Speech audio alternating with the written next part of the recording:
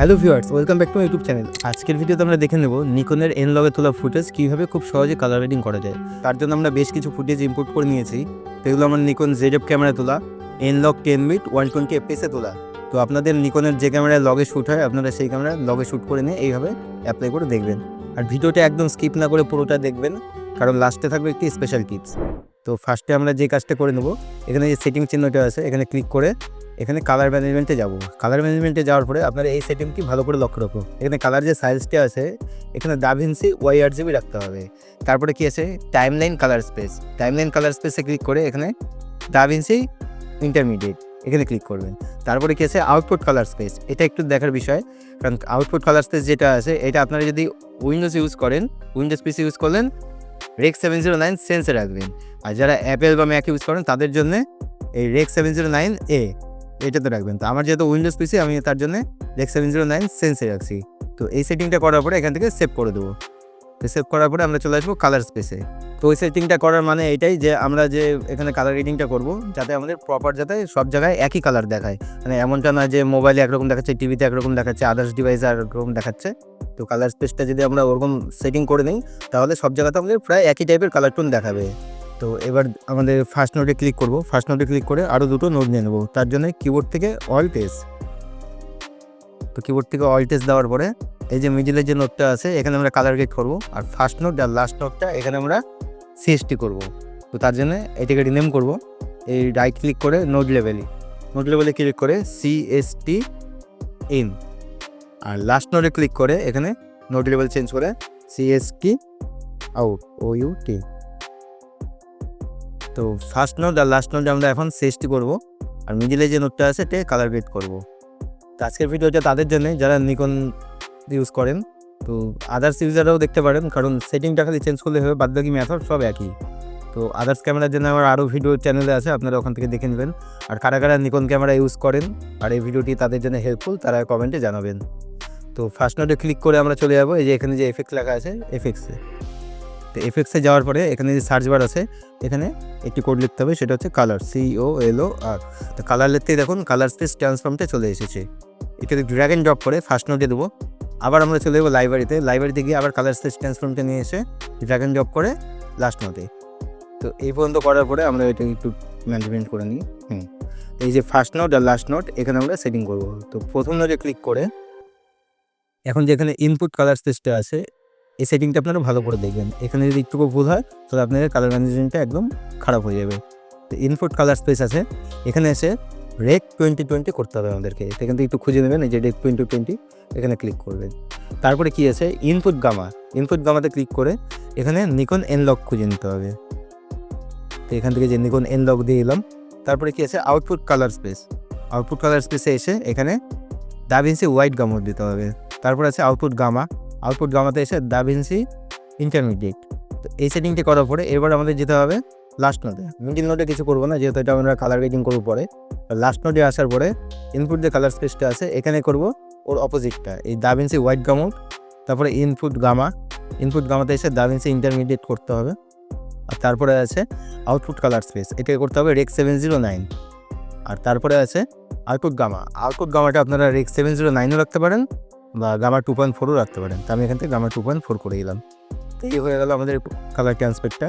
তো এখানে যেহেতু আমার হাইলাইটটা অনেক বেশি আছে তাই এরকম দেখাচ্ছে। এবার আমরা কালার গ্রেড করবো, মানে লাইটগুলোকে অ্যাডজাস্টমেন্ট করবো। তার জন্য এই মিডিলের নোটটা ক্লিক করে 2 নম্বর নোটে ক্লিক করে এখান থেকে আমরা যে এখানে কার্ভসের মাধ্যমে এখানে আমরা ওয়েব ফর্মটা দেখে লাইটটা কম বেশি করব।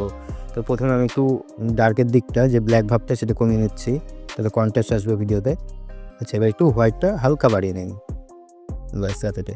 আর মিডিল থেকে একটু শ্যাডো পার্টটা বাড়িয়ে নিন, তাহলে ফেসটা একটু উজ্জ্বল হবে। ডার্কটা আরেকটু কমাতে হবে। ঠিক আছে। আচ্ছা, এবার কি করব, এইটুকুনি আমাদের বেসিক অ্যাডজাস্টমেন্ট হলো। তো এটার যে আমরা কী হলো সেটা দেখার জন্য কিবোর্ড থেকে অলডি দিলেই বিফোর আফটার দেখতে পারবেন আপনারা। তো এরকম ছিল, এরকম হলো। এবার আমাদের কী করতে হবে, একটু স্ক্রিনের টেম্পারেচারটা ঠিক করে দিতে হবে। তার জন্য আমাদের এখানে ওয়েব ফ্রন্ট থেকে ভিক্টরস্কোপে যেতে হবে। এখান থেকে আমি একটু স্ক্রিনের কালারটা অ্যাডজাস্টমেন্ট করে নেব। স্ক্রিনের কালারটা মনে হচ্ছে ঠিকই আছে। এবার আমরা এখান থেকে আবার একটু ওয়েব ফর্মে চলে আসলাম। এখান থেকে আমরা লাইট দেখে কাজ করি যাতে এগুলো ওভার না হয়ে যায়। আচ্ছা, এরপরে আমরা কি করব, এখানে যে মিড ডিটেলসটা আছে একটা জিনিস মনে রাখবেন, নিকন ক্যামেরা একটি স্পেশাল ফিচার আছে, সেটা হচ্ছে স্ক্রিন সফটনিং। তো সেটা শুধুমাত্র লগে যখন শ্যুট করবেন না, স্ট্যান্ডার্ড শ্যুট করবেন, তখনই খালি ওই অপশনটা কাজ করবে। লগে তুললে কিন্তু পুরোটা রতেই শ্যুট হয়, তখন আর ওই স্ক্রিন ফিনার এগুলা কাজ করে না। তার জন্য আমাদের কী করতে হবে, এখান থেকে যে মিড ডিটেলসটা আছে এটাকে একটু মাইনাস করে নিতে হবে। তো মাইনাস করলে পরেই সেই কাজটা এখানে হয়ে যাবে। দেখুন স্ক্রিনটা কত স্মুথ হয়ে গেছে, বুঝতে পারছেন? এখন যদি ফুল স্ক্রিন করে দেখি একটু, এই দেখুন। তো এবার আমাদের এই নোডের কাজ হয়ে গেল। এবার আমাদেরকে আরেকটি নোড নিয়ে যেতে হবে, মানে একটা নোডে বেশি কাজ করবো না এই কারণে, সেটা আমি পরে বলবো আপনাদেরকে। কিবোর্ড থেকে এই দ্বিতীয় নোডে ক্লিক করে Alt+S, Alt+S দাবালে আরেকটি নোড নিয়ে চলে আসলো আমাদের কাছে। তো এই নোটগুলো বোঝার জন্য আমি এগিয়ে থই, নোটগুলো একটু সাজিয়ে রাখি, তাহলে আপনাদের বুঝতে সুবিধা হবে। দেখুন এই নোডের থেকে এই নোডে আসলো, এই নোডের থেকে এই নোডে আসলো, ঠিক আছে? এটা লাস্ট নোড, এটা ফার্স্ট নোড। এখন 3 নম্বর নোডে কাজ করব। 3 নম্বর নোডে আসার পরে এখানে একটি ফিচার আছে, সেটা হচ্ছে কালার সিলস। এই কালার সিলসে ক্লিক করে এখান থেকে আমরা একটু কালারগুলোকে ঠিকঠাক করে নেব। তো যারা দাভিন্সি রিজলভের পুরোনো ভার্সন ইউজ করছেন সেটাতে আছে কিনা আমি জানা নেই, এটা আমার 19 বা 20তেই এই অপশানটা আছে হয়তো, তা আপনারা একটু চেক করে নেবেন। তো এখান থেকে একটু রেটটা হালকা বাড়িয়ে দিচ্ছি, রেডের স্যাচুরেশনটা একটু বাড়িয়ে দিচ্ছি। হচ্ছে স্কিন কালার, স্কিনটা হালকা ডাউন করলে দেখুন ব্রাইট হচ্ছে স্কিনটা, আর স্কিনের স্যাচুরেশনটা হালকা বাড়িয়ে দিচ্ছি। তারপর আছে ইয়েলো, ব্যাকগ্রাউন্ডে যেহেতু একটু গ্রিন আর ইয়েলোর পার্ট আছে, ইয়েলোটা কম বেশি করলে একটু কাজ হবে। দেখুন গ্রিনটা বাড়ছে। তা আপনাদের যতটা দরকার সেভাবে করে দেখবেন। আমি আপনাদেরকে দেখানোর জন্য মোটামুটি করে একটু করছি। আচ্ছা, পাশের এই কালারগুলো যেহেতু আমরা ভিডিওতে নেই, এগুলো কম বেশি আর করবো না। তারপরে চলে যাবো আমরা কিসে, এখান থেকে কার্ভসে আসার পরে এখন যদি আচ্ছা একটু বিফোর আফটারতে দেখে নিই, অলরেডি দেখুন মোটামুটি একটা কালার চলে এসেছে। এটা হচ্ছে কালারের এক ধাপ হয়ে গেছে। এবার যদি আপনারা গ্রেড করতে চান, কালার গ্রেডিং করার জন্য এই যে কার্ভসে এসে এখানে হিউ আছে, হিউ ভার্সেস স্যাচুরেশন আছে, এই অপশনগুলো নিয়ে আমার ইউটিউবে অনেক টিউটোরিয়াল আছে, তো আপনারা সেই ভিডিওগুলো দেখলে বুঝতে পারবেন।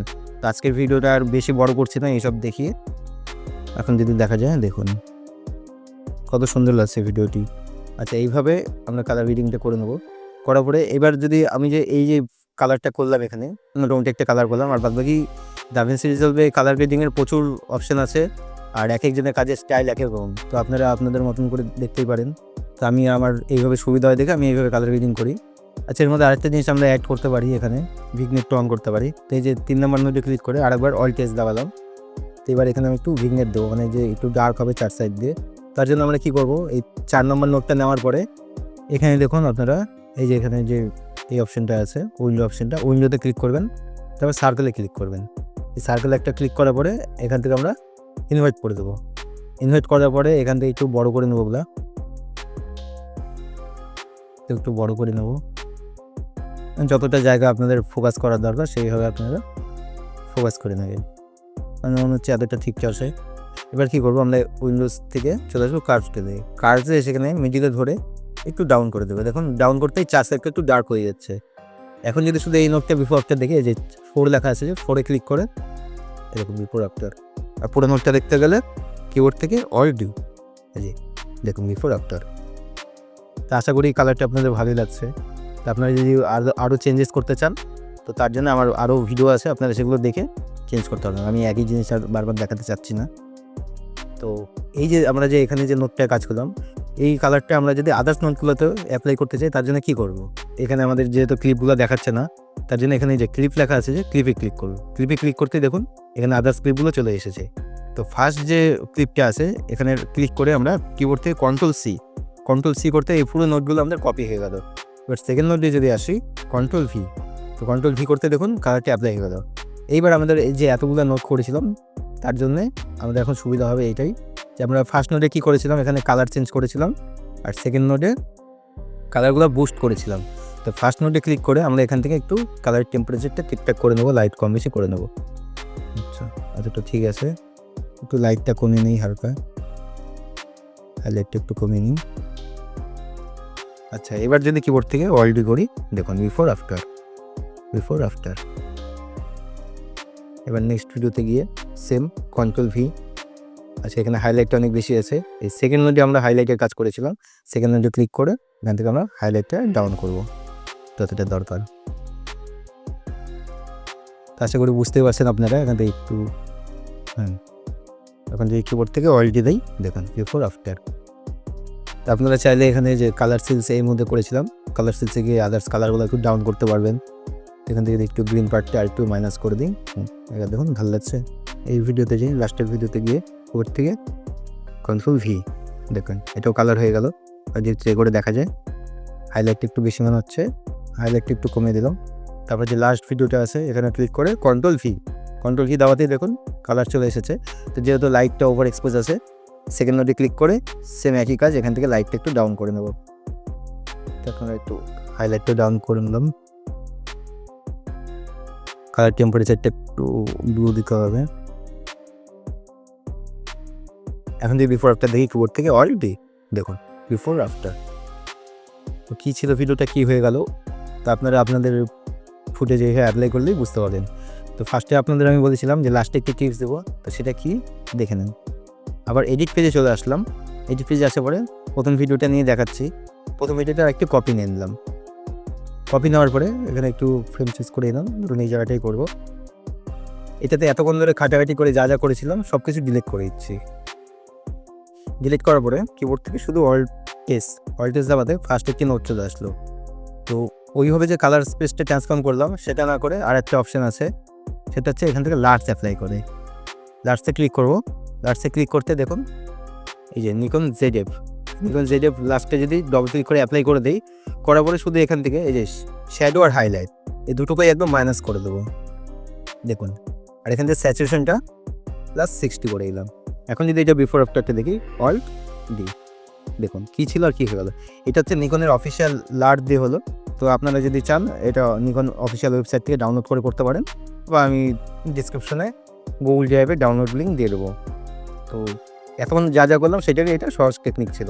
তারপরে যদি আপনার কাছে চেঞ্জ করতে চান চেঞ্জ করতে পারেন। ধরুন গ্রিন পার্টটা, এদিকে গ্রিন পার্ট আছে, গ্রিনটা একটু চেঞ্জ করছেন, তো আপনারা আপনাদের মতন করে নেবেন। তো এই ছিল আজকের ভিডিও। আর ভিডিওটি ভালো লাগলে লাইক, কমেন্ট, শেয়ার, সাবস্ক্রাইব করতে একদম ভুলবেন না। ধন্যবাদ।